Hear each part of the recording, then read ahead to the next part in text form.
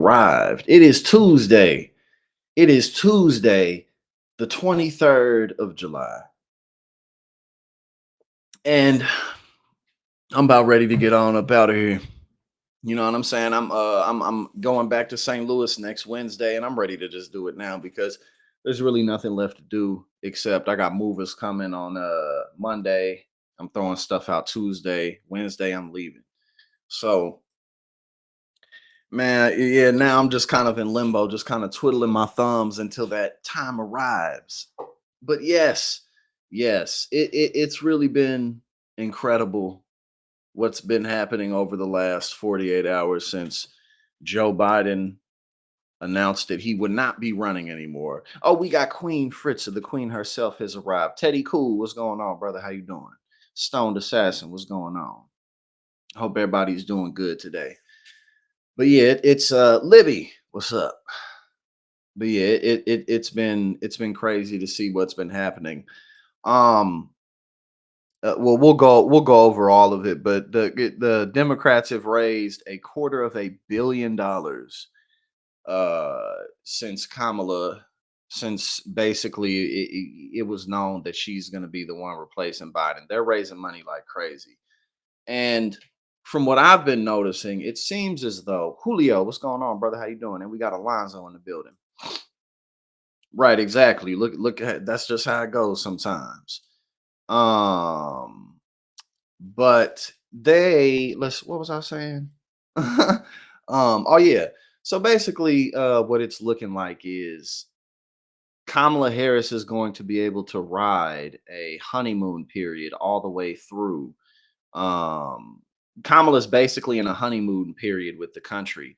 And I think that this 4 months, her only having a couple of months to campaign, I believe that that's gonna do her better than if she had a whole year and a half to do so, because if there was that slow drag of like a year and a half plus, then there wouldn't be such a huge like a huge spurt of energy.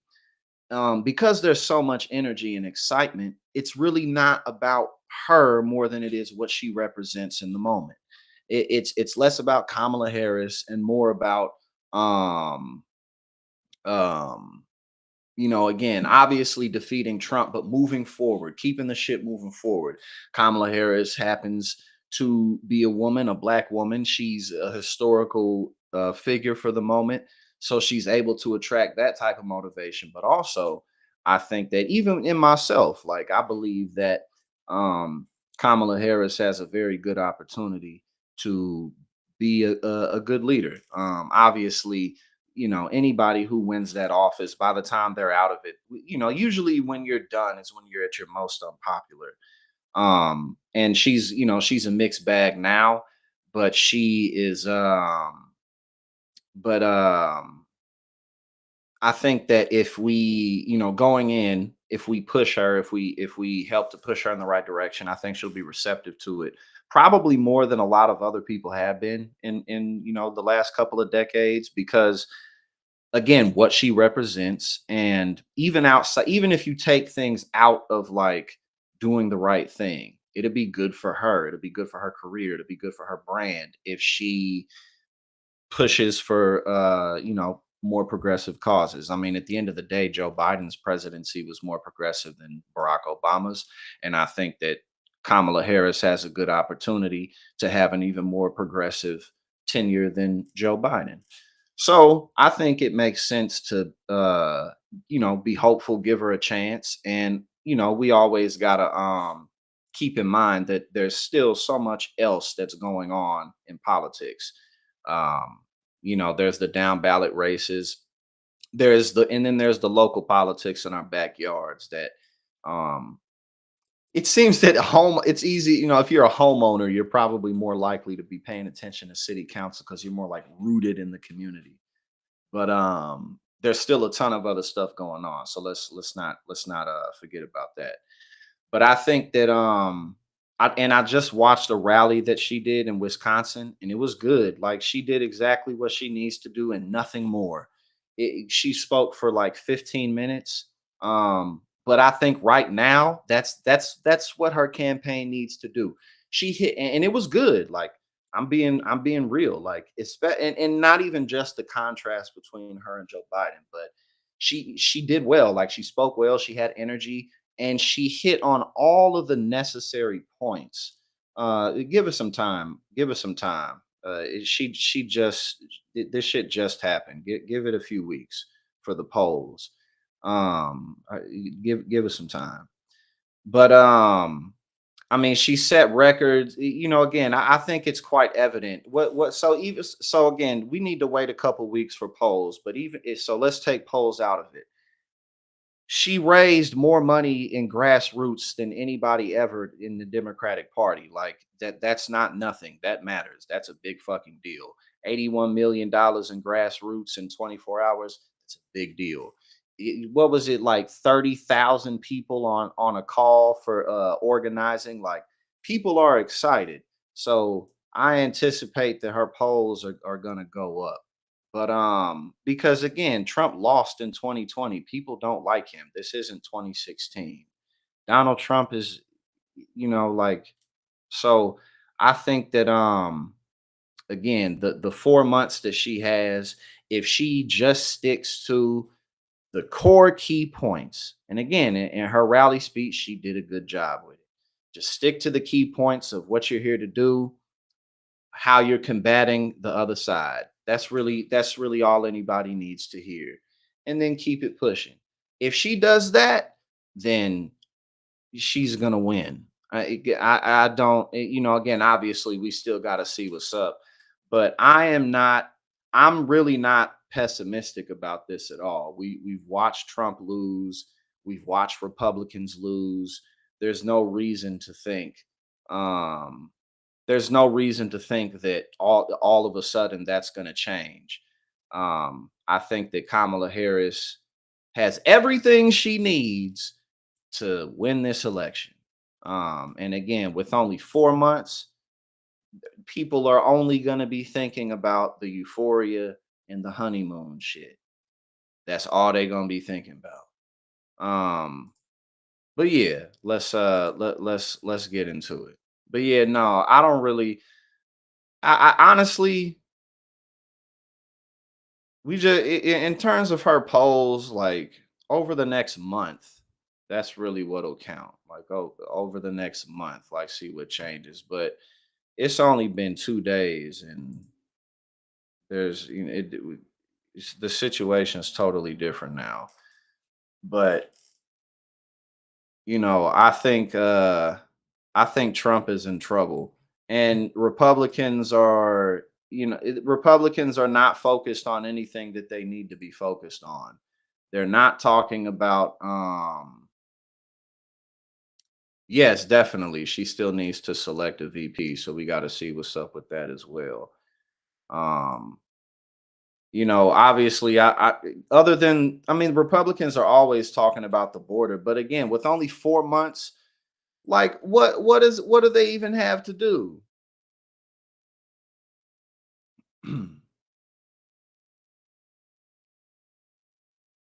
All right, let's see what Lara Trump has to say. One thing is clear, you have to have a new strategy. The same strategy with Joe Biden is going to be a different strategy with Kamala Harris. She's in her 50s, in his 80s, and she does have the same policy positions. I got it. But the word is that you guys are going to spend $11 million. No, I don't agree with that, Alonzo. I think polls definitely matter. What I'm saying is that right now, since it's so soon, I think that they're not a good snapshot of what's going to happen.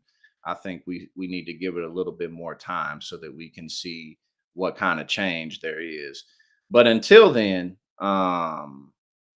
the other metrics are looking really good for her. Again, all the small dollar donations, all the people who are signing up to volunteer, to work, to spread the word. Um, she's being received pretty well. Over the next 2 weeks going after her. And the Washington Post over the weekend said that you guys already game planned about it. Two things they're going to come after you for. They're going to now all of a sudden, President Trump's age is going to be into play, and they're going to talk about the criminal convictions in New York. What's your retort to this refrain that began yesterday? Well, yeah, they've been trying to label Donald Trump as a convicted felon now for a month. That was the whole play there, Brian. Obviously, we know what that one was all about, and clearly the American people didn't care. They came out in a huge way and gave us historic fundraising in the days after that wrongful conviction. Of course, if you had any question about Donald Trump's age, look at him on the stage in Butler, Pennsylvania, seconds after getting shot, raising his fist in the air. This is the toughest, strongest man I have ever met. This is an incredible human being. Anyone who had any questions about Donald Trump's fitness for office, you got your answer on that stage in Butler, Pennsylvania, in that horrific situation. Well, it's on the one hand, it is true that now Donald Trump is technically the old man. I don't think that that hurts him as much as it hurt Joe Biden, especially with only 4 months to go. But now with Joe Biden out of the picture, that the old man brand doesn't hurt the Democrats anymore. But I think for the Republicans, that's not really something that's gonna make much of a difference for Trump's chances. Occurred. So the fact that they are now changing pace on the Democrat side, Right. cramming Kamala Harris in, and by the way, not trying to find a running mate who the American people can actually look to as a leader who would be a great leader. They're looking at the votes. They're looking at 270, and how does the math work out to get them to 270? They don't care what you think, America. They don't really care if you have the best leadership as long as they can retain power on the left. Oh, that's hilarious that Republicans are saying anything remote like this at all, because the fact that Joe Biden stepped down completely nips that in the bud. Like, no, I mean, he may, he did it late or whatever, but he still did it versus Trump, who supported an insurrection. So it's like, you really can't say that. But again, Donald Trump lost in 2020, so it's not, he's not this super imposing figure. His polls ain't good either. They're not. Like, people act like Donald Trump's polls are good, and they are not. People do not like Donald Trump. That hasn't changed. His polls, he polled better than Joe Biden, but what is that really saying? And at this point, it means nothing because Joe Biden is no longer in the race. We don't have to finish this. It seems like she's just kind of talking about the situation a little bit, but again, they don't really have a plan. Um, and again, like now in a Democratic primary, Kamala Harris is much easier to get at because like you could come at her for her prosecutorial record or something like that because it's a Democratic primary. You're trying to decide between a candidate that you want to represent the party. But when you're going against Republicans, like what are you gonna do? Like, are you gonna try to say that she's not progressive enough? Is that what you're gonna say about her? No, they're not going to say that because their audience doesn't want to hear that shit. Or they'll make her look progressive because Kamala Harris, in fact, has more of her voting record is more progressive than most people in the Senate. Now, whatever that means, maybe it means nothing because it is true that the Senate is where legislation goes to die. So I think it's fair to not really give that too much credence, but it's something. So what are you going to do? Are you going to be like, oh, Kamala Harris's voting record supports workers' rights and more access to healthcare? Like, that makes her look good. So if you don't do either of those, well, they're going to do this bullshit. They're going to say a bunch of BS or they're going to be racist and sexist, which is only going to help her. I mean, like, bro, you think with the reversal of Roe v. Wade and all these red states that have been passing these bans and just the general attitude that the right has against minorities, you think that them blurting out their rhetoric about, oh, Kamala's just a DEI hire, you're saying a lot more than Kamala. What women and people all over the country are going to hear and are hearing is that you're anti-women and you're anti-gay and you're anti this and you're anti that. So like, that's all they're going to do. And that is completely different than 2016. In 2016, Donald Trump, yeah, sure, he, like his campaign was a bunch of racism and BS, but he was talking about policy. That's why he won. That's why he even developed a base in the first place, because he was talking about jobs. He was talking about the pharmaceutical industry. He was talking about corruption in the system. He was talking about all of those things. He was talking about issues. And then he lost in 2020. And now he has to actually talk about what he's going to do. Now he can't be like, oh, Joe Biden's old and you don't want this crazy old man in there. Now he has to say what he's going to do for people.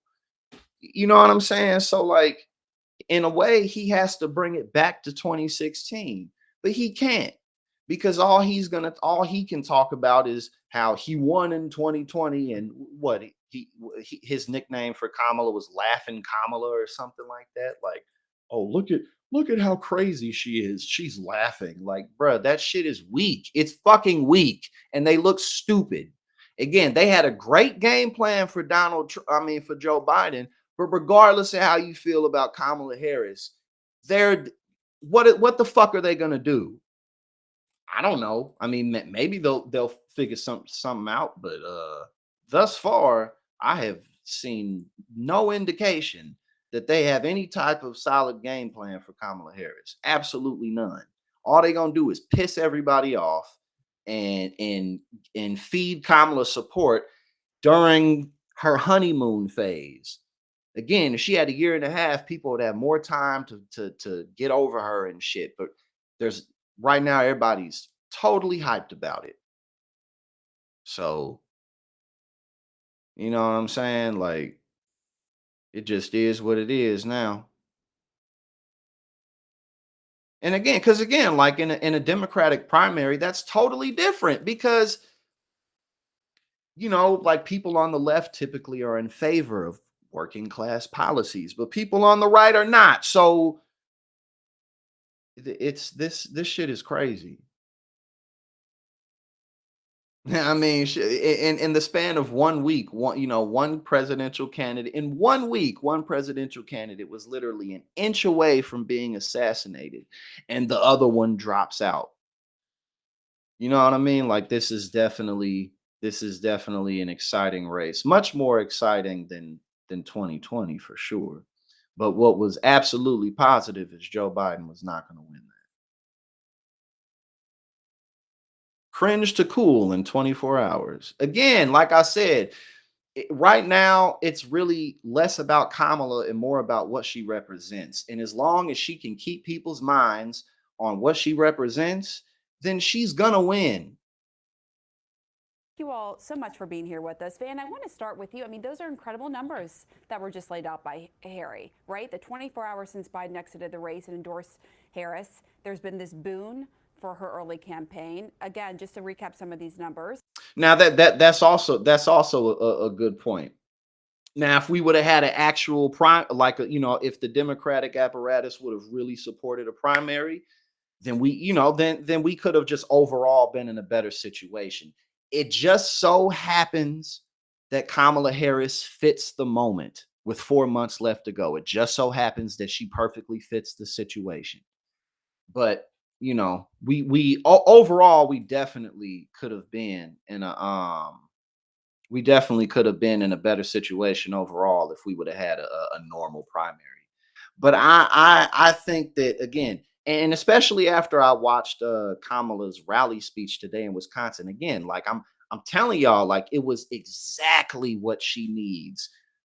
She said she said everything she needed to and nothing more, nothing more. She talked about policy that everybody wants to hear. She pointed out the insanity and the evils of the right, and she got the fuck off stage. And it was very effective. And from and two, also, she's better at that. She seems to be better at that now than she has been. And I think it makes sense, because at the end of the day, like, up until now, yes, well, shit, I don't know if he's crying in this clip. We about to find out.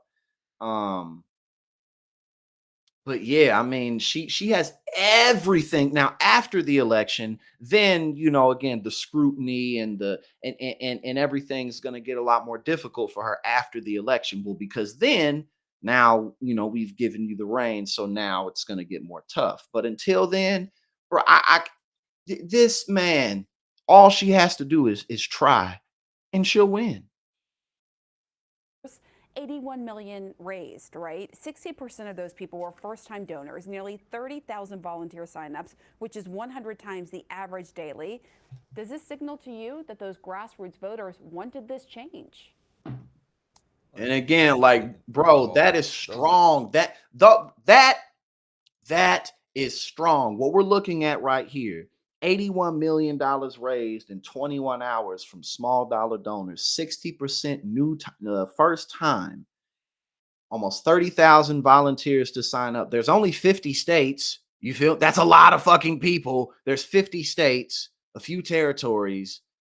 That's a lot of people, more than 100 times again, this is pure honeymoon energy. Mike Boy, thank you so much, my brother, for 10 months of membership. Thank you.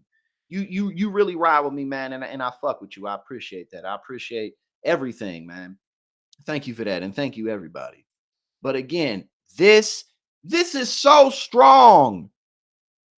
And honeymoon periods don't like you can stretch a honeymoon period out for longer than 3 or 4 months. You know what I'm saying? It might go to 6, 12 months, maybe 18 months, maybe even 24. But nah, the honeymoon period ain't gonna end in 3 or 4 months. Oh man, this is insane. Like, I am pretty sure that America is about to elect a woman president who is I'm pretty sure that's about to happen. I mean, obviously it could not happen, but I think that this is significant. I think that it's worth being excited about this because at the end of the day, you know, if Barack Obama wasn't president in 2008, would this be possible?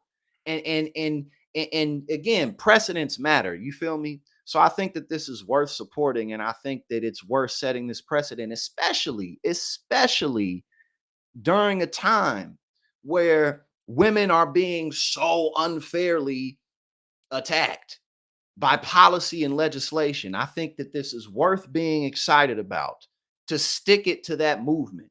You know what I'm saying? Like, this isn't hollow. This isn't meaningless. This isn't just identity politics. Nah, I mean, I'm not going to look at it like that. I want to be a part of this shit. You know what I'm saying? I want to be a part of this, and I want to do everything I can to push this woman in a positive direction so that this country and the world can be a better place. I don't want to get in her way right now. I'm not interested in that shit. Other people can do that. I'm not going to do that. I'm not about to get in this woman's way over the next 4 months. You know what I'm saying? So this is I mean, she's gonna have to try really fucking hard to lose with this shit, man. Just the numbers that are easy to quantify. There's something happening that's hard to quantify because what's happening on TikTok right now is extraordinary.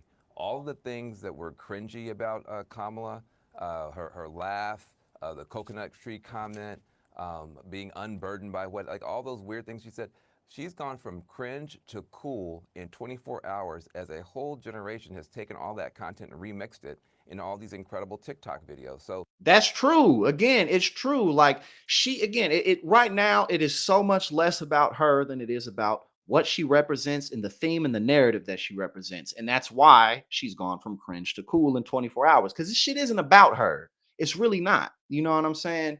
So, well, Fritzy, I think it's healthy that all progressives don't think the same, because sometimes I like, and this is one of the reasons that I really appreciate TYT, because I'll tell you what, man, sometimes people on TYT be driving me crazy, but that's what we need. You know what I'm saying? Like, you can't have everybody thinking the same way all the time.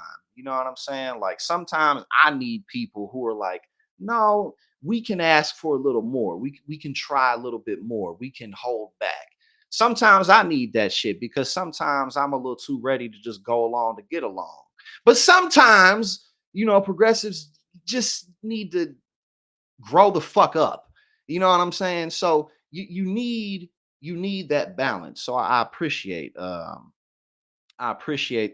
balance, and I like that not everybody thinks the way that I do. Libby, thank you so much for 9 months of membership. Thank you so much. Thank you to everybody for everything that you do. And again, I promise you, when I get back to St. Louis, I'm going to turn the fuck up because I ain't gonna have nothing else to do. You know what I'm saying? I ain't gonna have nothing else to do. And then when I come back out here, I'm gonna hire an editor, and then we're in a good place. We're all in a very good place. But yeah, no, I think it's good that oh, you got a pit bull? Oh shit. Well, congratulations on a pit bull. I wish I had me a dog right now. It would be nice. I wish I had a dog, but then it's like I would have to take care of it, and dogs cost money. So it's always something. But congratulations.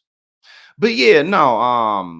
I mean, and honestly, I think out of all of the TYT commentators, I'm probably one of the least left wing.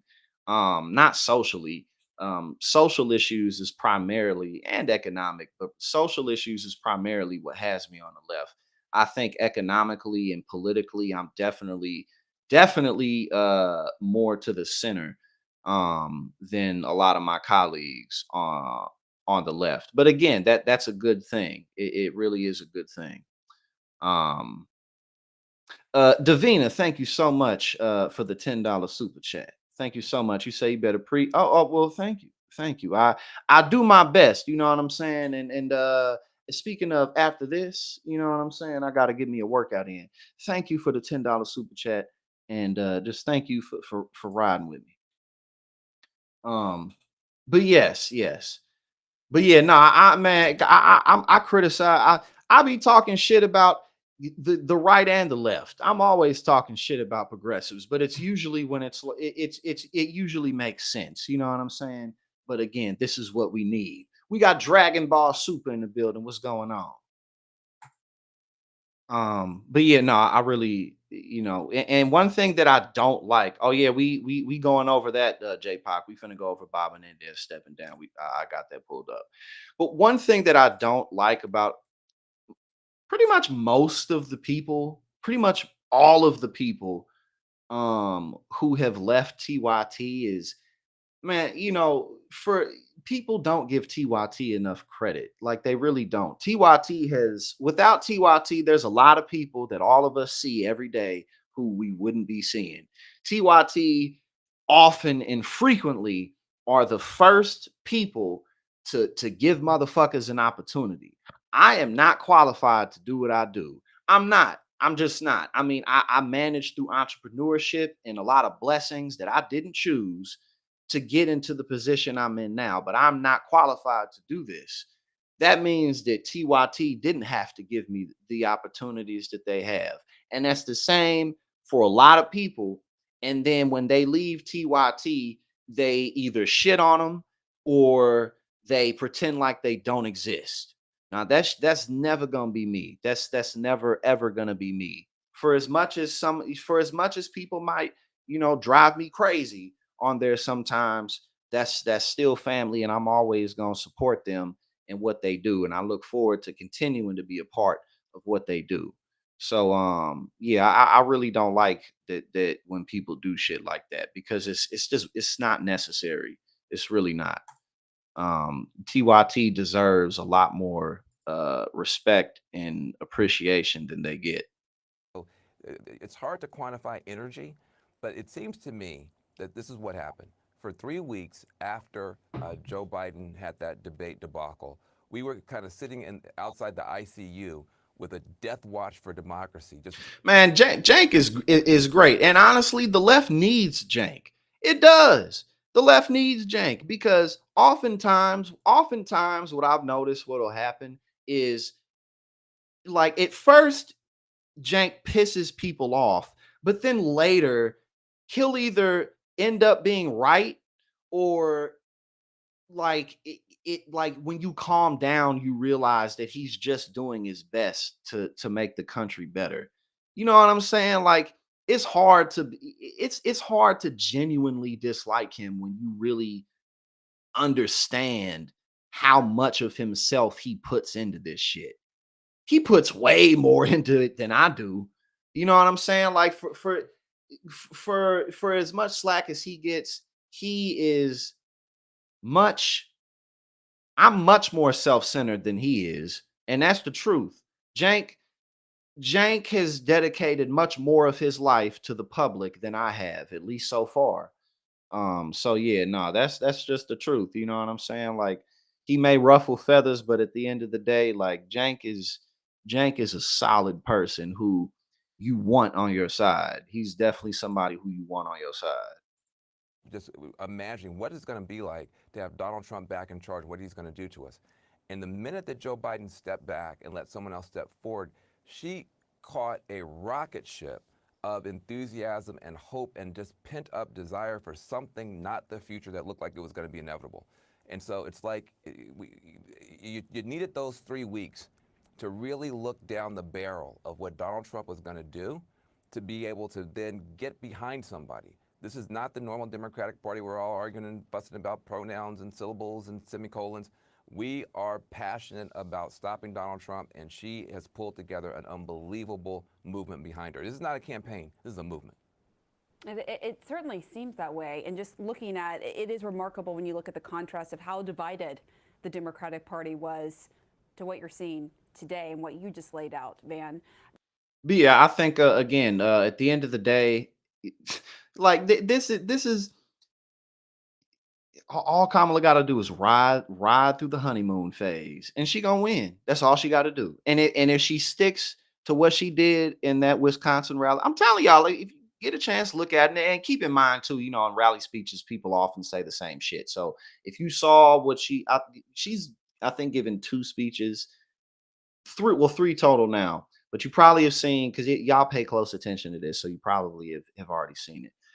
But if check out what she did in Wisconsin today, and I would be surprised if you don't agree with me. I think she's nailing it. Just what she needs to do. If she keeps that up and don't do anything more. Don't do anything more. You know what I'm saying? Like don't do anything more than that, and you'll be good. Because again, I'm I'm I'm excited about the moment. You know, whether it was Kamala Harris or anybody else, I'm excited about what I'm seeing, and I'm looking forward to being a part of of whatever movement this is. You know what I'm saying? Like, let's get her in there and let's push her to do the right thing. And again, like, keep in mind, we had Obama, who no president ever is going to deliver fully on whatever it is. But obviously, different things make a difference. But we had Obama, and then we had Joe Biden, who actually was a step up from Obama. Perhaps we get Kamala in there. That can be a step up. That can be a step up from Joe Biden. I think that she has everything to gain and everything to lose. Well, rather, she has everything to lose by not delivering and everything to gain by delivering. Patrick, I agree. And again, see, and and that's what I'm getting at. You know what I'm saying? I think that, you know, let's get her in there and let's see what we can do. You know what I'm saying? Let's take more of the responsibility for ourselves in a sense of let's do our best. You know what I'm saying? If we, whether that be staying informed, whether it be, and again, let's look at down ballot elections. Let's look at city council. You know what I'm saying? I think that what I'm excited about is I think that we're entering a time where all of us can do more. And one of the things that black leaders are always talking about at the end of the day is community politics and community leadership. So I think that this is a wonderful opportunity for all of us to just step up and do better and give more. Period. Through and through, all the way around. You know what I'm saying? Um so yeah, so I'm excited to just do more. And when I go back again, I'm about to be in St. Louis for about 6 months, 5, 6 months. And while I'm there, I'm gonna get connected with the political community in St. Louis. I'm gonna get connected with city councils and different townships out there. You know what I mean? I'm gonna get more involved, and as we continue to grow as a community, I'm excited about doing good work because that's what it has to be all about at the end of the day. You know who that's really what it's got to be about. All right, let's see what's up. Where we at? It might be a lot of this that's kind of repetitive. Okay, I think yeah, I'm sure you've already seen this, so we already mentioned it. But a little bit of a breakdown of the numbers. $250 million in 24 hours, which equates to, yeah, let's see. Yeah, I think there's a bit of a breakdown. Hold on.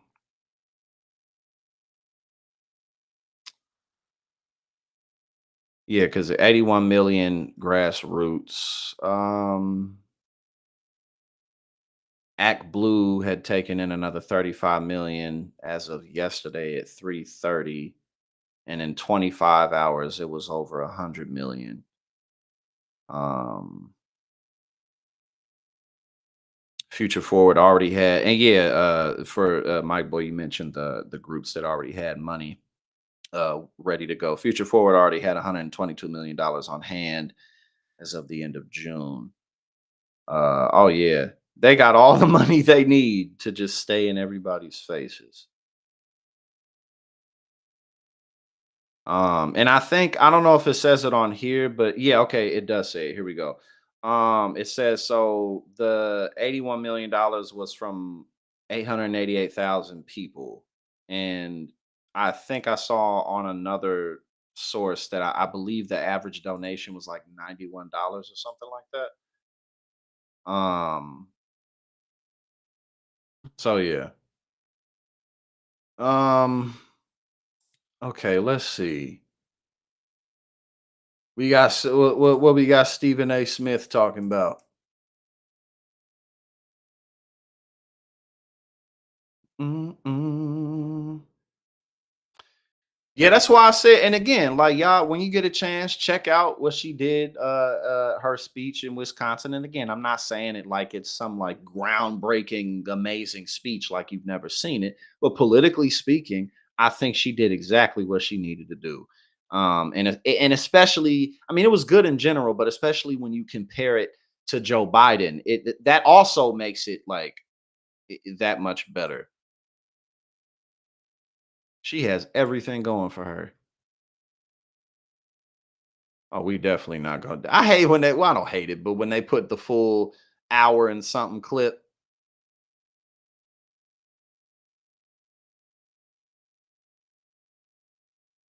Hold on. Maybe maybe we just not supposed to watch it. Here we go. Donald Trump and J.D. Vance are running scared. And Mike Johnson, Speaker of the House, he's running scared too.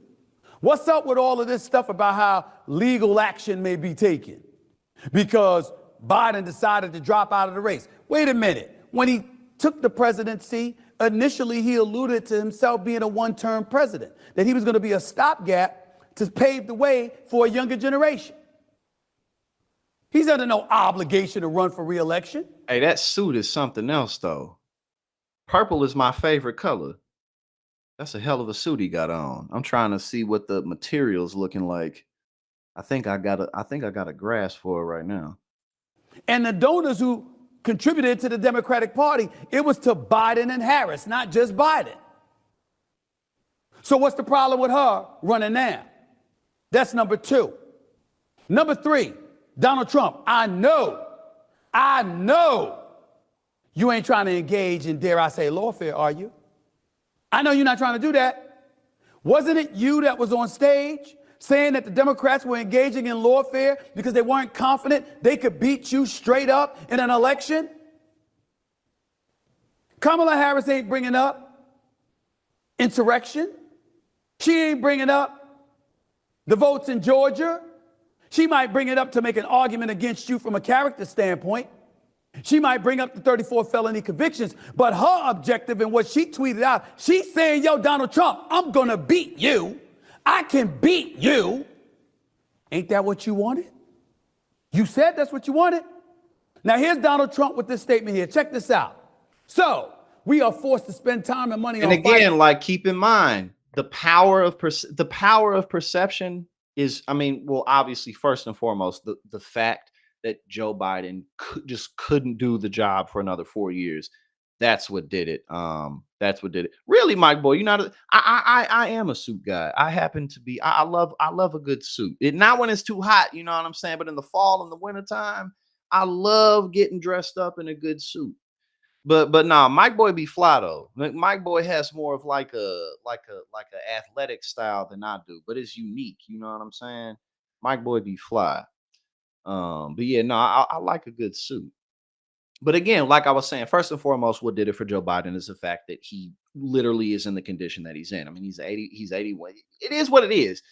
But then the perception, people saw the debate and it just was out of control. The dam broke, it was over. But again, this clearly we're not the only ones who think like, oh, the Republicans don't have a plan. They seem to be a little nervous about Kamala. No, everyone seems to think that because it's clear and obvious that they are nervous about it. So, and Stephen A. Smith is not Stephen A. Smith is not some type of, he's not a progressive, you know what I mean? He's a pretty corporate guy. And crooked Joe Biden, he posed badly after having a terrible debate and quits the race. Now we have to start all over again. Shouldn't the Republican Party be? My man's Claudius said, I only get about 4 weeks out of the year where wearing a suit makes any type of damn sense. We wear, and yeah, y'all got to have a whole nother type of formal style out in them parts of the country. You know, I don't know what that may be, like a short sleeve, short shorts type of a suit. You know, get some new shit going on, like in Reno 911. I can't remember the cop's name, the gay cop with the mustache and the short shorts. That's how you got to wear suits when you out in Arizona or Las Vegas. Shit, I would definitely show up somewhere in a short suit. Are you serious? That is not beneath me. I would 100% do some shit like that. Being reimbursed for fraud, and that everybody around Joe, including his doctors and the fake news media, knew he was not capable of running for or being president? Just asking. Well, listen to the answer from your boy Stephen A. Anybody trying to hear that? Yeah. You've been talking. Ain't nobody. No, that's true. Again, Stephen's a corporate guy. Like, y'all look stupid. Y'all look dumb. About Kamala Harris like you would rake her through the coals, like you would beat her. Suddenly, we're not talking about these lawsuits against you, civil or criminal. What we're talking about now is her going up against you one-on-one for the presidency of the United States. I thought this was what you wanted. So I don't want to hear from J.D. Vance. I don't want to hear from Mike Johnson. I don't want to hear from conservative pundits. I don't want to hear about the legal stuff now. This is what you wanted. This is what we all should want. I want to see Kamala Harris go up against Donald Trump. I want to see her ideas for the country versus his ideas for the country. I want to see her talking about her record against him talking about his record. I want to see you going toe-to-toe against one another. That's what we want to see. That's what we want to see. This is what you said you wanted. So when you bring up potential lawsuits, that's lawfare. That's deviating from what you said the Democrats were doing just because they couldn't beat you fair and square. If you want to bring up lawfare, is it because you scared you're going to lose to Kamala Harris? I'm just asking. I'm just asking. That's what you said. You just asking. I'm just asking. Here's another quote from the real Donald Trump. The Democrats pick a candidate, crooked Joe Biden. He loses the debate badly, then panics and makes mistake after mistake. Is told he can't win and decide they will pick another candidate, probably Harris. They stole a race from Biden after he won it in the primaries. First, these people are the real threat to democracy. Yo, this is pathetic. Donald Trump, that that is pathetic. And watching Republicans pretend like they care about democracy at all is pathetic. First and foremost, the whole, January 6th thing, but even outside of that, Republicans are constantly saying, well, actually, America is not a democracy, it's a constitutional republic. So, but now all of it, and most importantly, what difference does it make to you? Y'all ain't Democrats. It ain't nobody you voting for. So what difference does it really make? It doesn't make a difference. It doesn't. Like w- they it's not, it's going to become more and more and more cool to be openly against Donald Trump, and openly, I mean, not that there aren't plenty of people who are openly against it now, but the more that they respond like this, the more that they say, oh, how many dicks did Kamala have to suck to get here, the more that they do shit like that, the more they're just going to become jokes. It's, I mean, but again, this is fucking ridiculous. Okay. Ain't nothing wrong with that tweet. You're entitled to your feelings. You're entitled to express your thoughts. Just don't go the legal route. Because by going that route, you're engaging in lawfare. And according to you, that's what the Dems were doing because they couldn't beat you fair and square in an election. You might be right. Or then again, you might not. Let's find out. Let's find out. Straight up. I think I've been seeing people saying that Trump might not debate Kamala. I think that that's a possibility, but I think it would be really hard for him to get away with that. I mean, because I think in a debate, especially with all the momentum and everything that's going on, I think that she's gonna beat him. I mean, I don't, that plain and simple. I think in a debate, she's just gonna fucking beat him and make him look dumb because he is dumb, and she isn't. So I think I think in a debate, she really is gonna beat him badly. But then if he doesn't do a debate, he's gonna look. It's not gonna look like, oh, King Trump, he's got it in the bag. It's gonna look pathetic. And man, like, if only Trump wouldn't have become president in 2016, then he wouldn't be in any of this situation, because again, he's still got these other criminal trials left to go. You against her. Getting a little scared now? I'm just asking. I don't know. But bringing up all of this legal stuff with Mike Jackson and Mike Johnson, rather, and J.D. Vance, it sounds scared. Y'all sound scared. What y'all doing being scared of Kamala Harris for? What's up with that? Scared of the ladies now? You scared of the vice president, huh? That's why the crowd was cheering for Joe Biden. You know there was some slippage. He was an easy opponent. You're confirming it's got a little bit tougher now, haven't you? Just asking. Janko Jeans, thank you so much. Thank you so much for 9 months of membership. Thank you for everything. Thank you everybody for rocking with me. Thank you so much, man. Y'all really mean a lot. This shit it's really been coming along, and we're poised to continue to have a lot of success together. Uh, um, I have some stuff pulled up about JD Vance, but I don't know, man. I mean, like, I think that obviously there's groups of people in the Republican Party who are not happy with JD Vance, but at the same time, I don't know how much of a difference that really makes to them showing up to vote for him. The people who are a part of MAGA. So, I don't know how important those stories, how much weight those stories really hold, at least in my opinion. Um, I'm sure y'all already know, you already seen that Kamala has, enough delegates to be the nominee. Um, she's got some cases that she's done as a prosecutor that help her look good for the times in terms of going after corporate interests, which again, obviously, when she actually gets in office, we're going to have to hold her accountable and we're going to have to push her in the right direction. You as well, Patrick. I appreciate you for stopping by. Thank you for everything. Thank you for your commentary and thank you for your support. Have a good evening. Um, Stuff like this, you know what I'm saying? Now, again, there's other stuff in a prosecutorial record that don't look as great, that don't look good. But stuff like this will help her um, just in her general record. And again, and I'm being fair, and when I talk about like her left wing voting record, she has a very left wing voting record.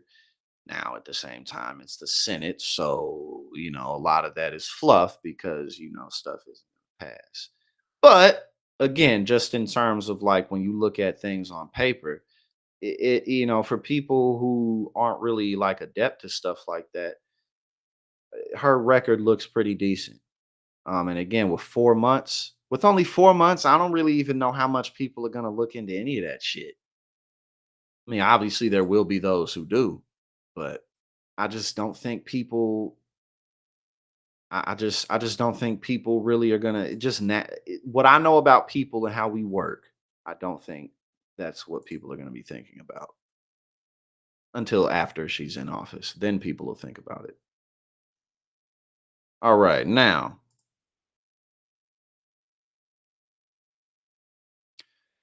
he didn't know me. Trump addresses JD Vance's attacks on him in joint interview.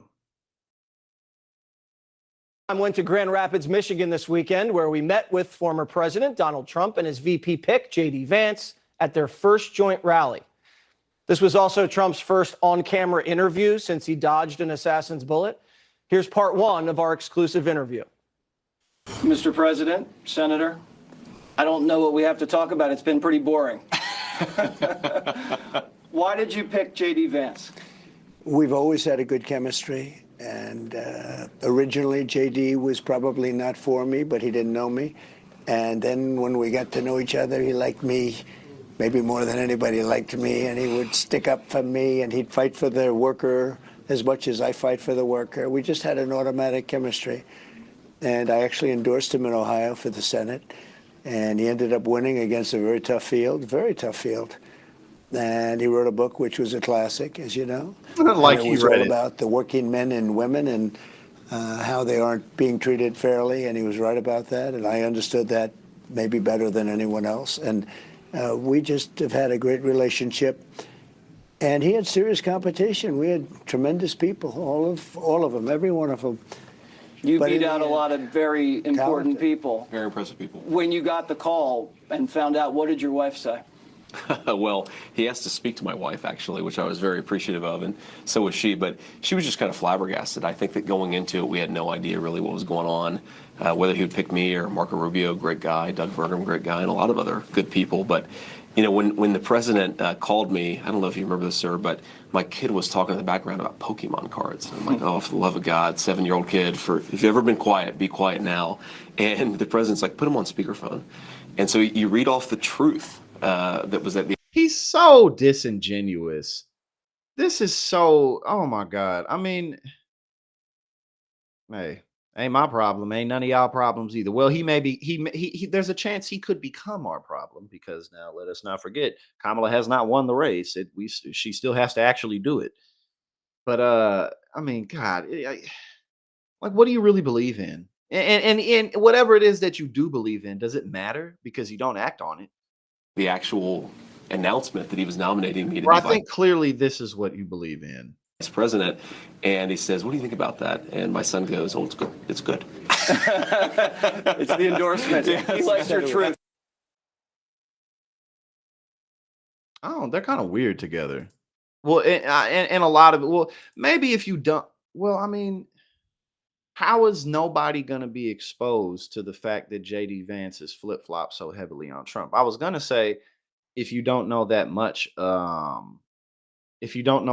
like if you're not aware that JD Vance, used to criticize Trump, maybe you wouldn't think that. But just again, in modern times, like I don't know how anybody who pays attention to politics hasn't seen that. Like in the digital age, I think that's very unlikely.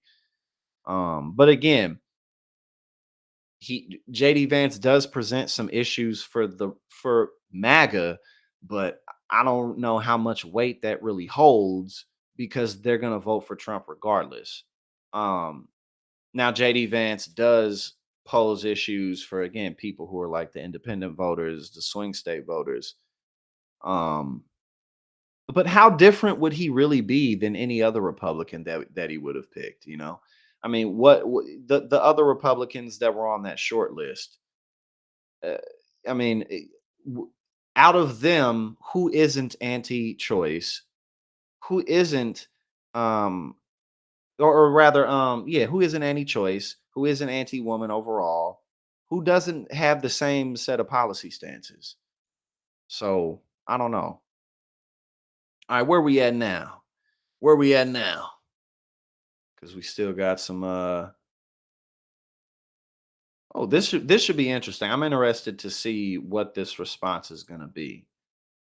Um, Tom Cotton was asked why the Biden Harris switch is a coup, but not January 6th. Um, I'm very interested to see what he's going to say. I have not watched this. All right, so soon after President Biden dropped out of the race and endorsed Vice President Harris, Republican Senator Tom Cotton posted this on social media. Quote, Joe Biden succumbed to a coup by Nancy Pelosi, Barack Obama, and Hollywood donors, ignoring millions of Democratic primary votes. Donald Trump took a bullet for democracy. And obviously, this is all so dumb because the primary process wasn't like that legitimate. I mean, not only did they kind of skirt past it, but there weren't any candidates in the primary who really had a chance at the end of the day. Like, let's be serious.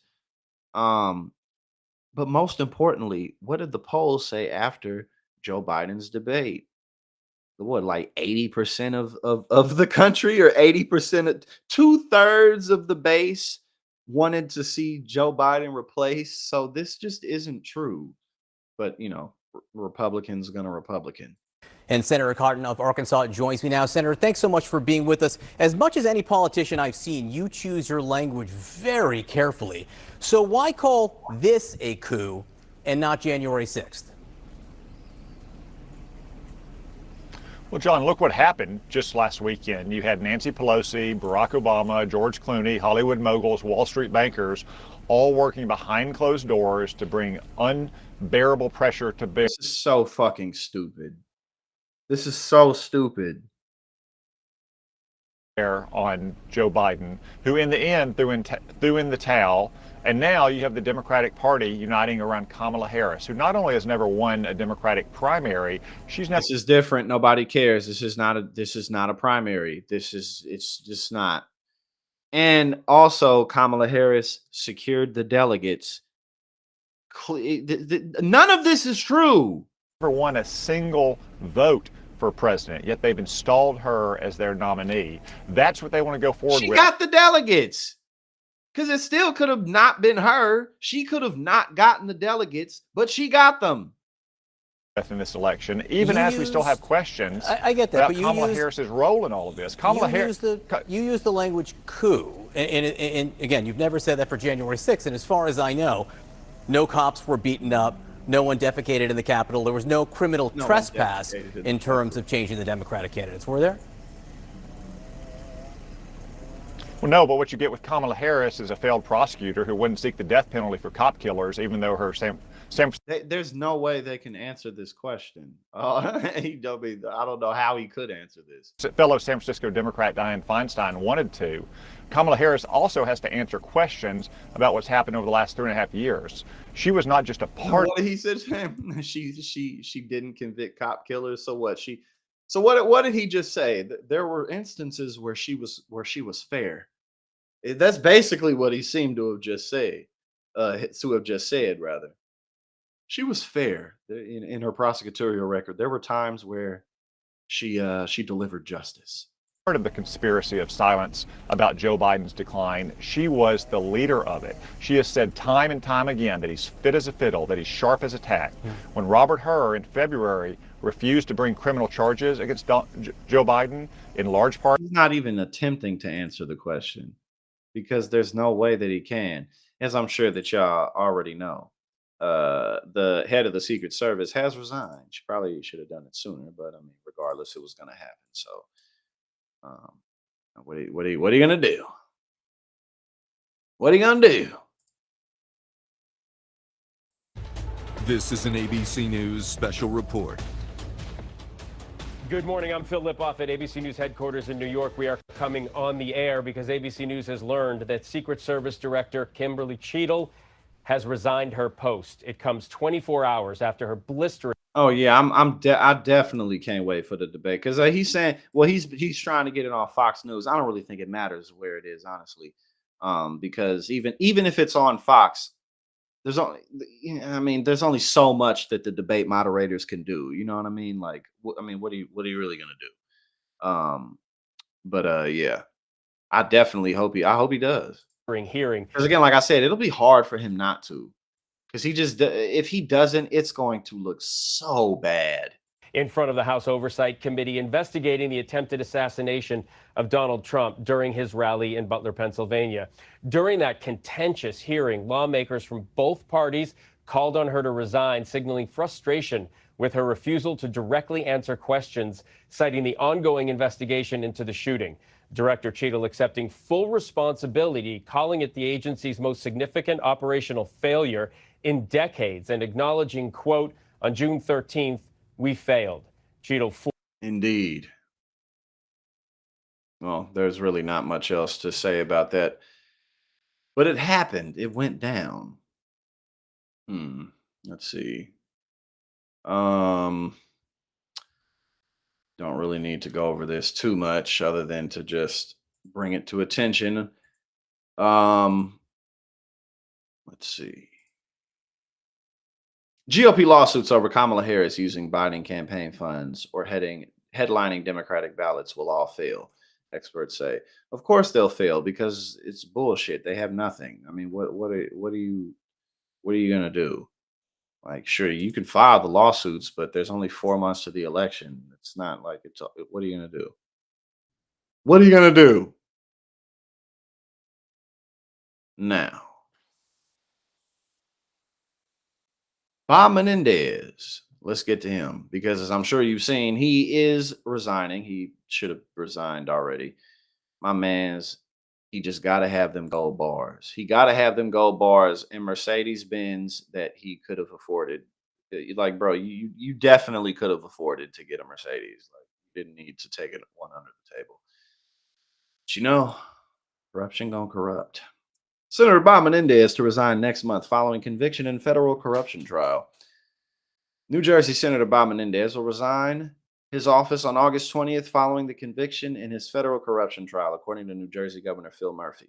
Murphy, who will select an interim replacement, said Tuesday afternoon he has received Menendez's resignation letter. In the resignation letter to Murphy obtained by ABC News, Menendez said he intends to appeal the verdict, but does not want the Senate to be involved in a lengthy process that will detract from its important work. Not only that, but part of the Democratic case against Donald Trump is that he is a corrupt criminal. So, with you being still in the Senate, it'll just be a little more difficult to make that case. Quote, furthermore, I cannot preserve my rights upon a successful appeal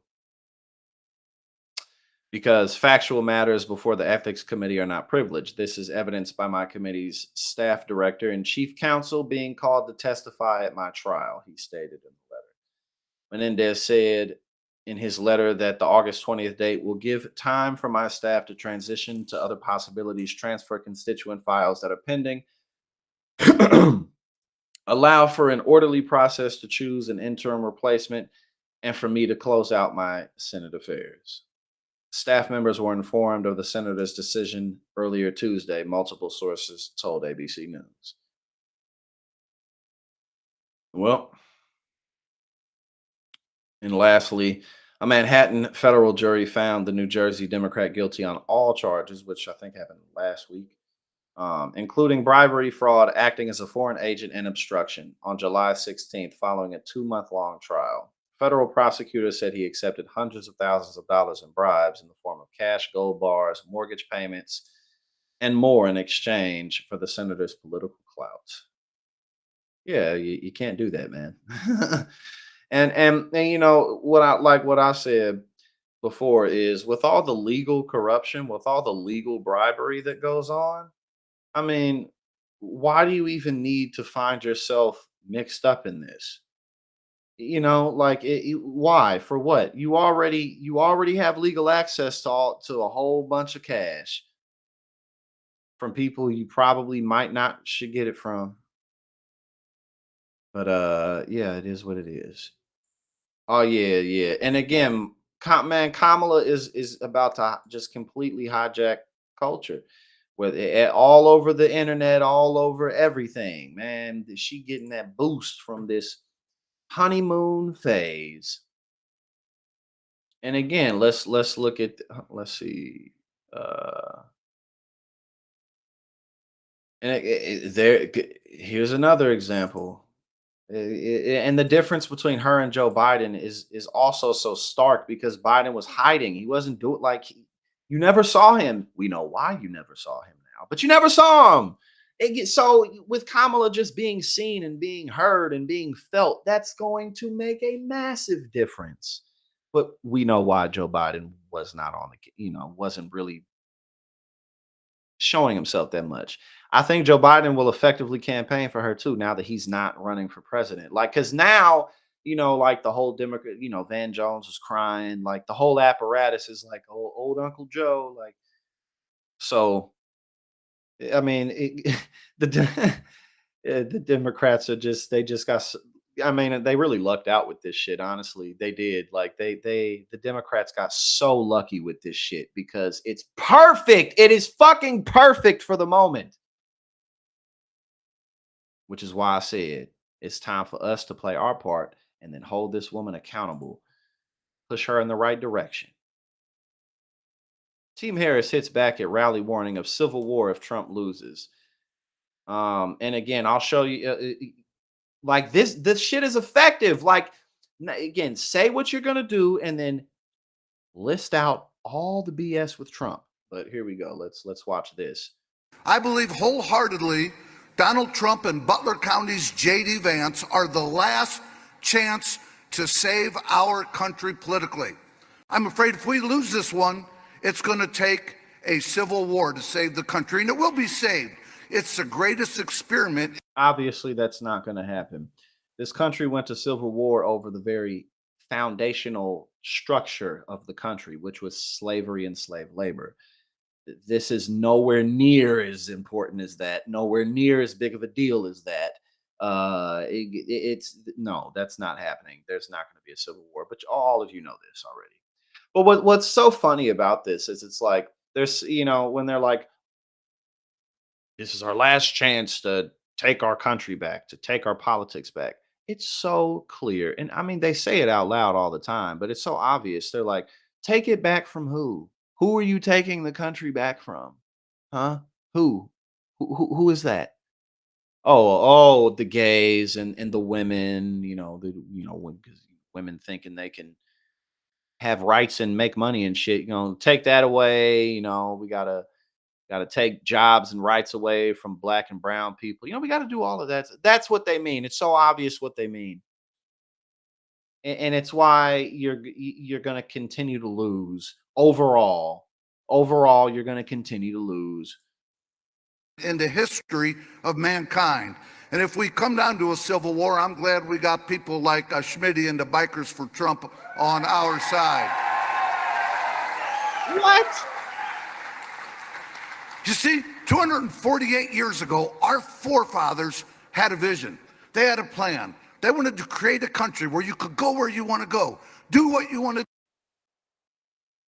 You can go where you want to go. Oh, this land used to be occupied. This land used to.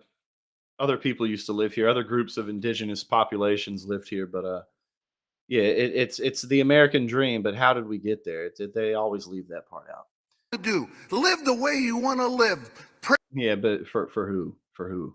Pray the way you want to pray and be whatever it is you want to be. Oh, it's such BS.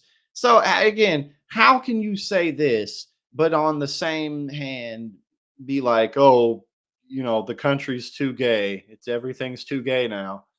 But a liberal element for the last 100 years has been chipping away at our rights, and we are the last stand to save it. Not for us, but for our kids. And Yes, that's what it. Yes, exactly. I don't. Women's sports are not important. We got to get Trump in office because we got to protect the sanctity of women's sports. our grandkids. And the difference between the Democrats and the Republicans right now could never be more evident. Yeah, that's pretty true. The difference between the Democrats and the Republicans is that the Republican Party is like just completely gone. It's just gone. And the Democratic Party, there's still something to work with there. That's the main difference. The Democratic Party has more of a democratic future, let's say, whereas the Republican Party yeah, no, they don't have as big of a democratic future ahead of them. The Democrats are in the fight for their life to save their pitiful party. The Republicans, we are in the fight for our life to save our country. There's not going to be a civil war, obviously.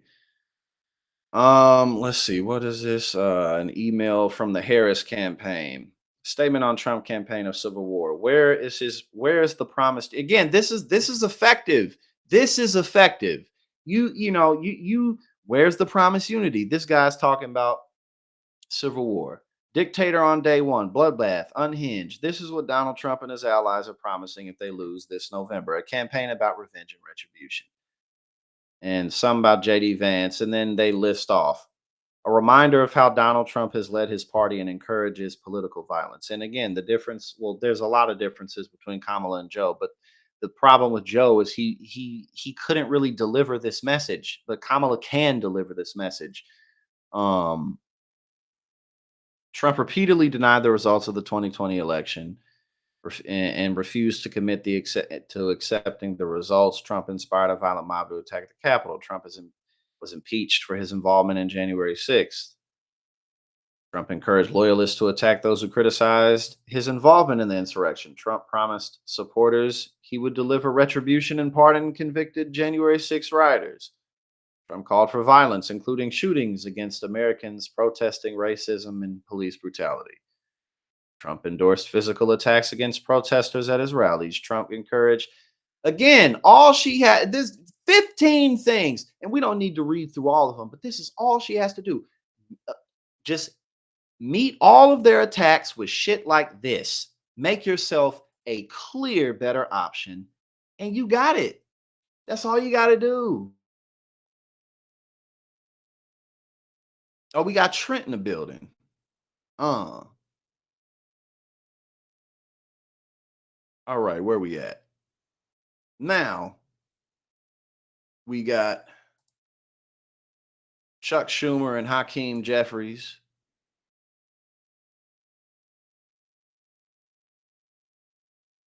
Schumer, Jeffries endorse Harris for president. I mean, there's really not much else to say other than acknowledging that Schumer and Jeffries have endorsed him.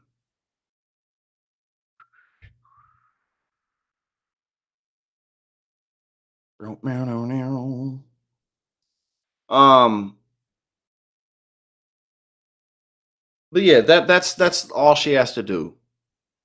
All you got to do for the next 4 months is say what you need to say and nothing else, and you got it.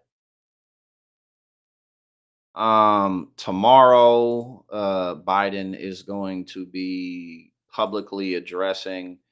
He was like on a phone a few days ago when Kamala like did her first like little rally or whatever, because he was quarantining. But tomorrow he's going to address the nation. So let's Definitely check that out. Um, I again, because now he's Uncle Joe again. Now he's just good old Uncle Joe in terms of within the Democratic Party, within the Democratic establishment. So this is probably going to be, well, not probably. You already know the Democratic establishment is going to be in tears and stuff like that. But we'll check it out after it happens. This is going down at 8 o'clock tomorrow. Um, from the Oval Office. All right. Tomorrow at 8 from the Oval Office.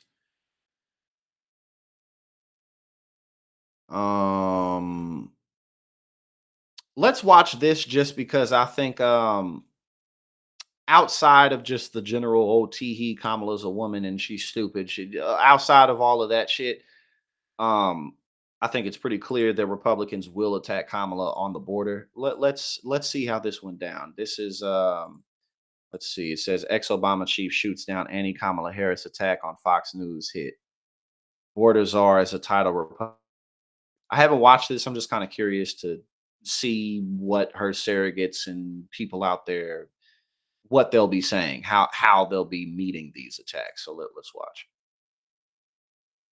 You've been on our program a couple of times recently to talk about the southern border. Yes. Now that Kamala Harris is essentially the presumptive nominee on the Democratic side, her record as border czar is going to come into glare, into focus a lot. Famously, she had this quip after asked about, is she going to go to the southern border? She said this, watch this, and then your reaction.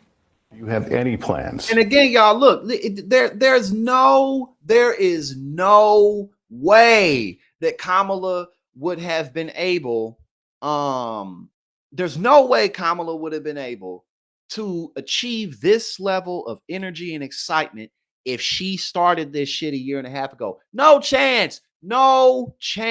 Because again, now it's about what she represents. Oh, we got Lady JJ. What's going on? Welcome. Good to have you here.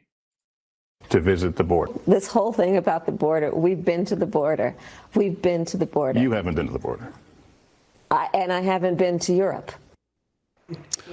Yeah, wasn't it? I think there was when is Netanyahu supposed to come address Congress? And I think Kamala says she wouldn't be there for that or something like that. When is that supposed to happen? Is that supposed to happen this week or something like that? I think Netanyahu's coming. But I mean that's a step further than Joe Biden would ever did. Yeah, I mean we're about to find out. We're gonna have to find out what Kamala does with Gaza and everything. We're really gonna have to find out about that.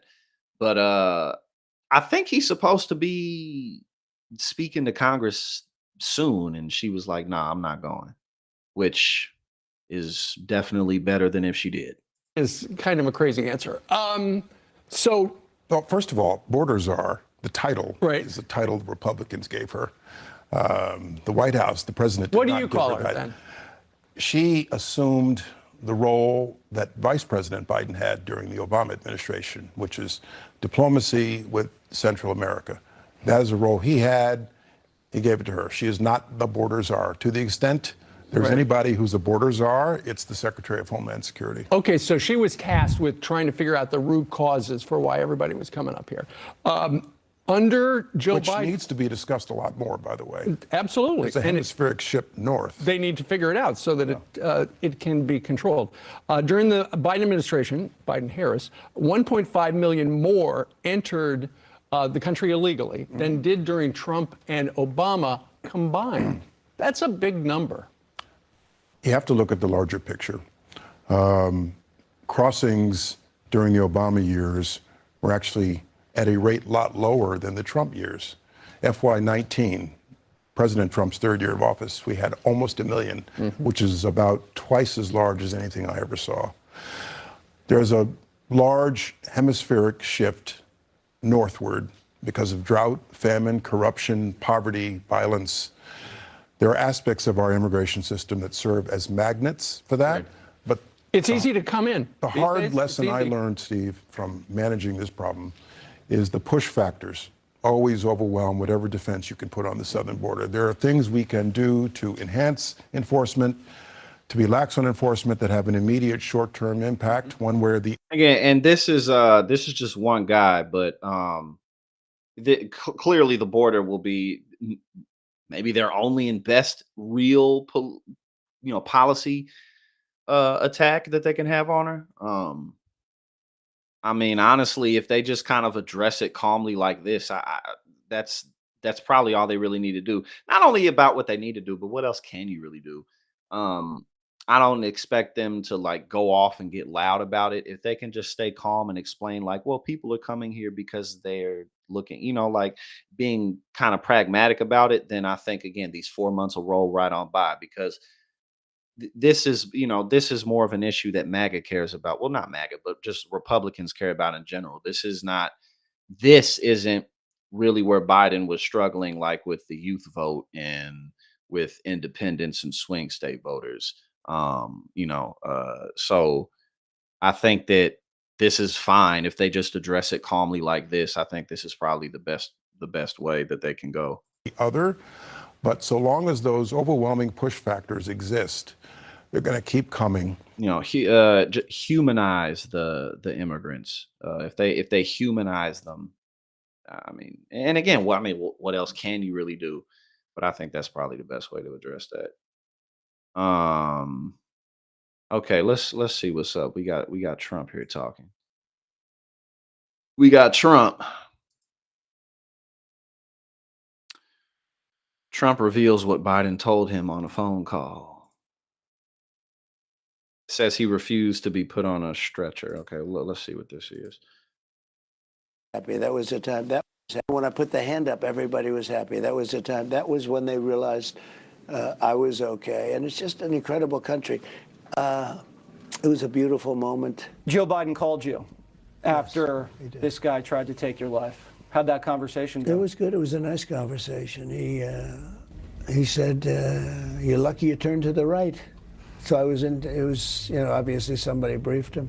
But he did say that to me. He said, "You're lucky you turned to the right." I said, "I think so." This country would be lucky if it turned to the right. Well, I guess maybe, certainly to a certain extent it would, wouldn't it? He says certainly to a certain extent. I don't know why he said it like that. Okay, no, we don't need to watch. We don't need to look at more people whining and griping about Republicans pretending like they care about democracy and shit. We already looked at this.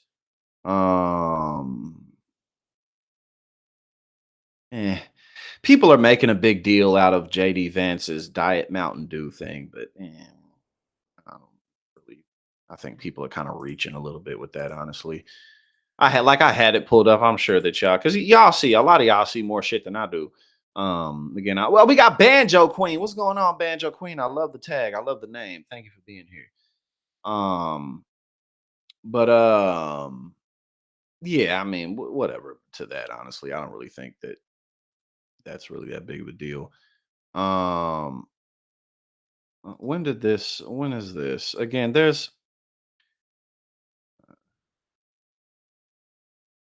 a poll that came out with Kamala beating Trump. But again, I'm for the next let's look at like the averages over the next month. And again, this is a poll that I have open right now. I don't have it on the screen, but it's open from Reuters and Ipsos, and Kamala's it's 44 to 42. Kamala's up in this one. But again, this shit just happened. So let's wait a little bit for that. I mean, keep your eyes on the polls, but you know what I'm saying. So let's check. Let's move on. Okay, so again, I think this is going to be the majority of what we see. We got Lord of Bananas in the building. What's going on?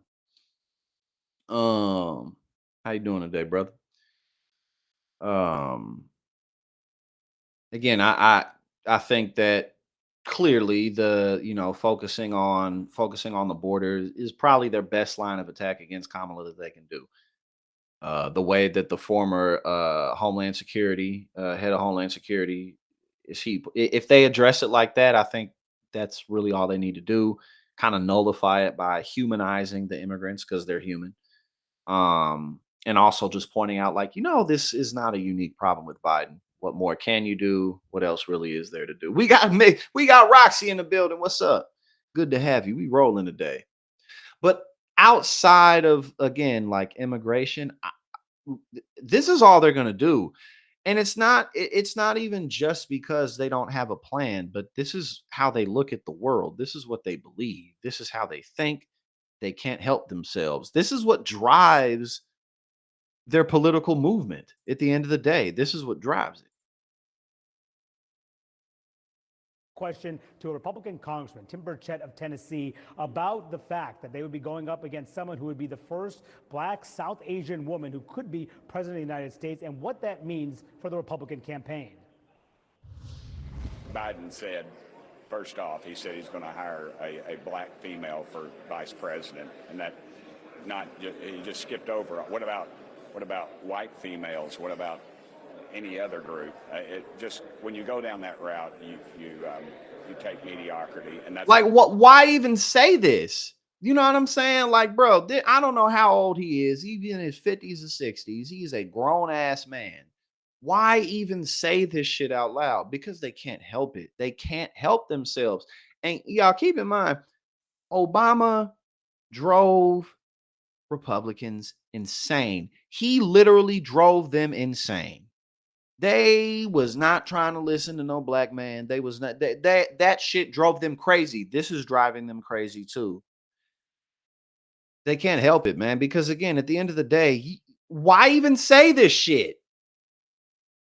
said, first off, he said he's going to hire a black female for vice president, and that he just skipped over. What about white females? What about any other group? When you go down that route, you take mediocrity, and that's what they have right now as a vice president. So are you suggesting she was a DEI hire? 100%. She was a DEI hire. He said he was going to hire.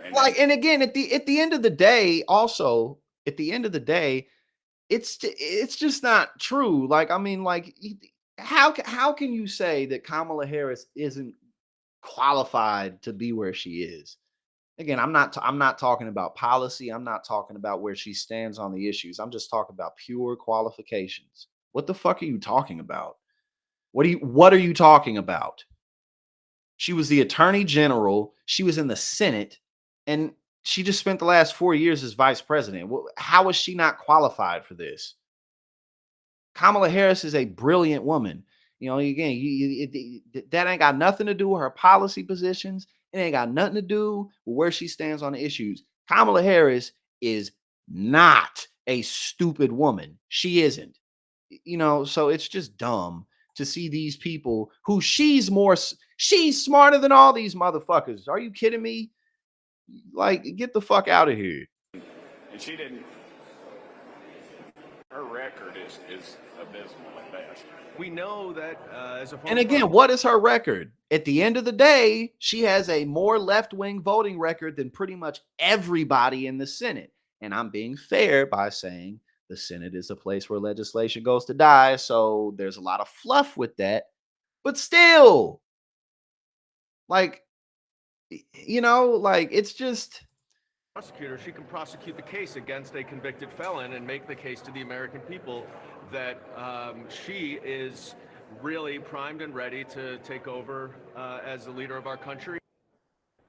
Yeah, people there's issues with her, whether that be policy positions or maybe her charisma. There's all different kinds of issues, but her competence and her intelligence is not an issue.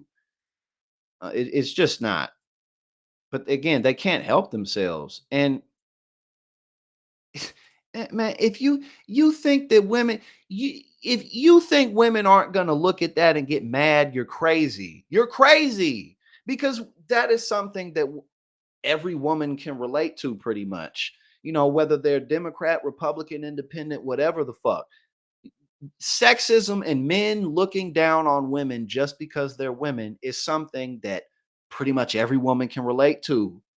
Like they're so, that's why it's such a bad decision for them to be, oh, she's a DEI hire, because all you're saying is that deep down, you think that women don't deserve to be where they are in society today. That's what women gonna hear when you say it. Like, so, but again, they can't help themselves. I don't know what. Okay, we got a massive Trump rant. A huge Trump rant. It's not like super long, but it's like in all caps. No, we don't need to look at this either. We got Mark Levine. Again, these people are obsessed. And how big of a fucking, you know, listen, I'm a sex worker, okay? Sex is a huge part of my life. I'm a very sexual person. I'm not out of control. I'm safe, but I say all that to say, all the memes that you're seeing from the right wing of Kamala, like, giving blowjobs and doing this and stuff, it's like, you really kind of got to be screwed up in the head to just immediately jump to stuff like that. You know what I mean? And again, I'm a sex worker and I'm not like, my mind is still like functioning. I'm not like too deep into it. You see what I mean? Like these people who claim to love purity and be against all this women's liberation, they're fucking perverts. They're all a bunch of fucking pervs. And I'm a perv, you feel me? So again, it's just like these people are insane. Like, why is this the first? Hold on. Why is this the why are you talking about this? Why are you saying shit like this? Well, the first thing I think about is all the guys that she slept with in her life, like she slept her way to the top. Like, why are you even thinking about this?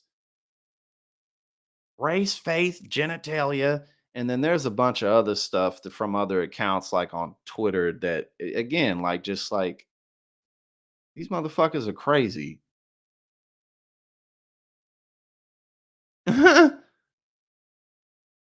It's just hilarious when people pretend like look, all of us to varying degrees for sure, but human beings we're sexual beings. Like it's not like it's part of what we are, and it can be a beautiful thing. It can be great, especially again when you're healthy enough with it. But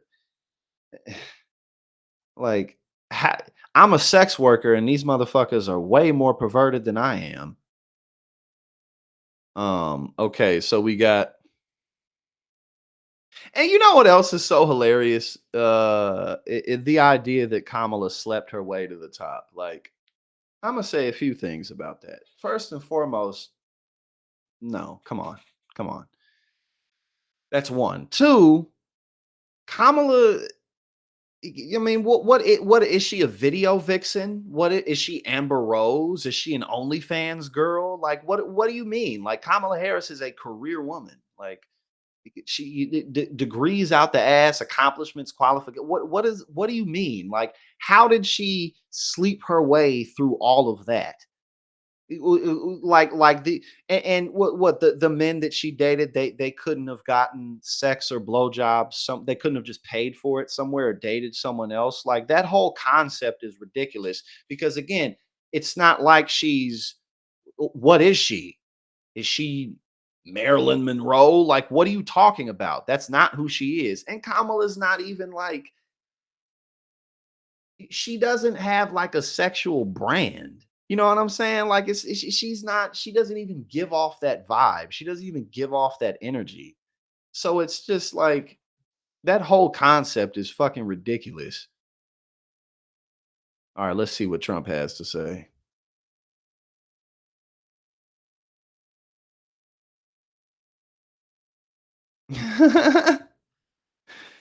It's just weird, man.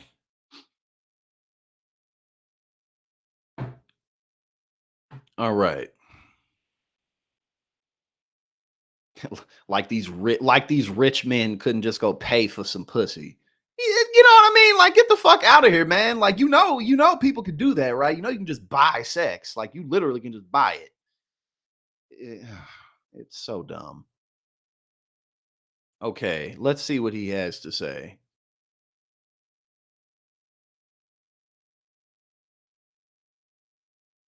Okay, what did he say? The bombastic side of Trump was also present as he thanked a fan who posted an over the top rant that continued.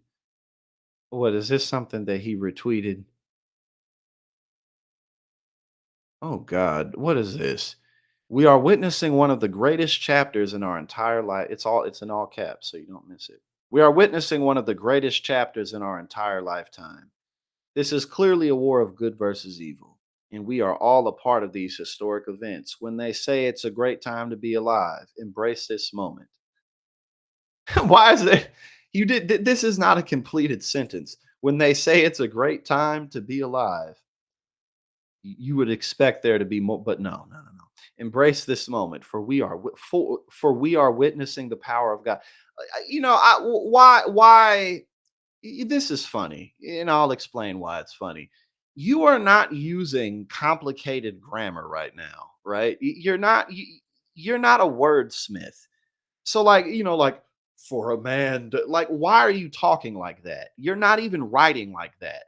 Like the rest of this poem or whatever the fuck this is, you're not even speaking like this.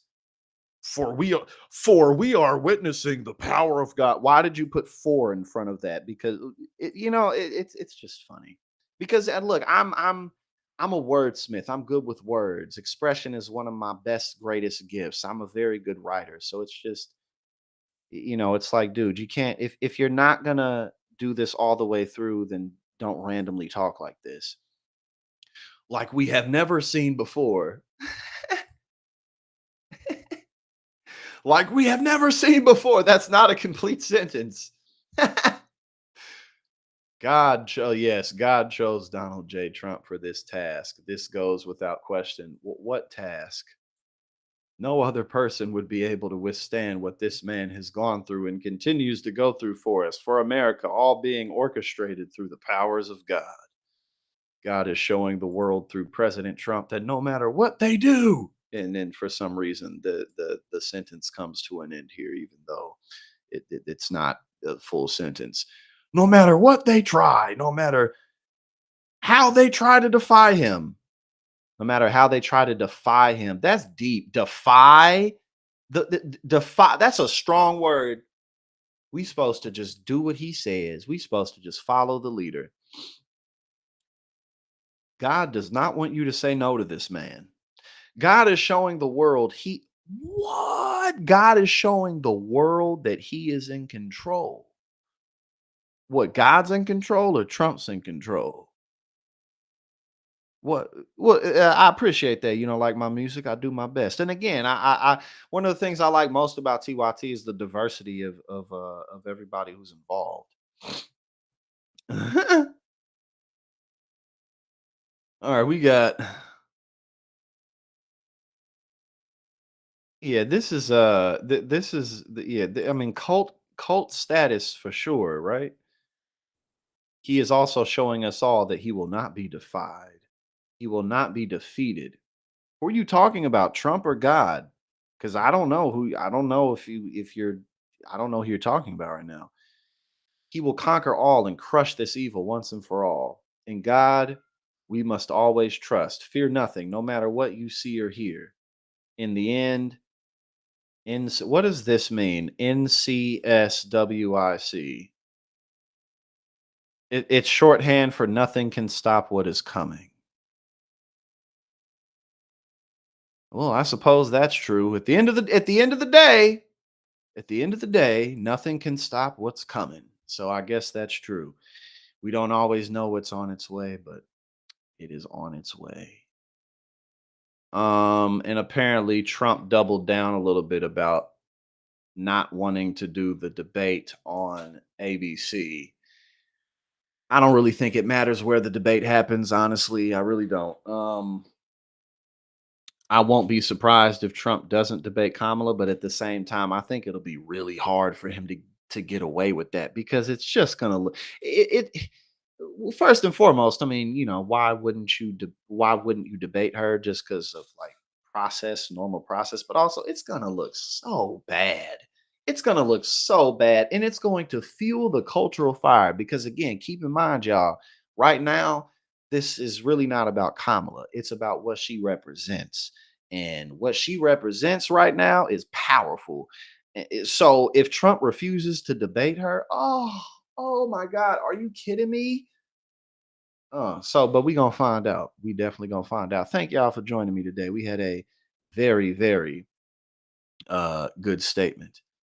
My bad. I was reading. I read what Libby said, and I said we had a very good statement.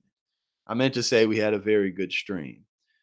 Thank y'all, everybody, for your continued membership, and thank you just for your continued support. It really, really means a lot. And yeah, well, let's keep our eyes open for everything. Um, keep our eyes open on the polls, especially over like the next 4 weeks. Give it a little bit of time. Again, there have been some.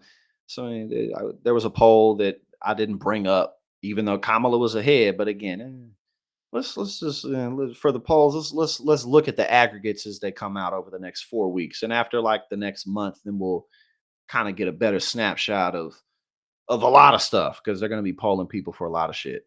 But thus far, again, if Kamala just does what she needs to and nothing more, she's going to win. I think that I think we owe it to ourselves to be a part of this movement and to push her in the right direction and hold her accountable. Hold her accountable, not to just blindly support her, but to hold her accountable. Y'all have a fantastic evening. I love and appreciate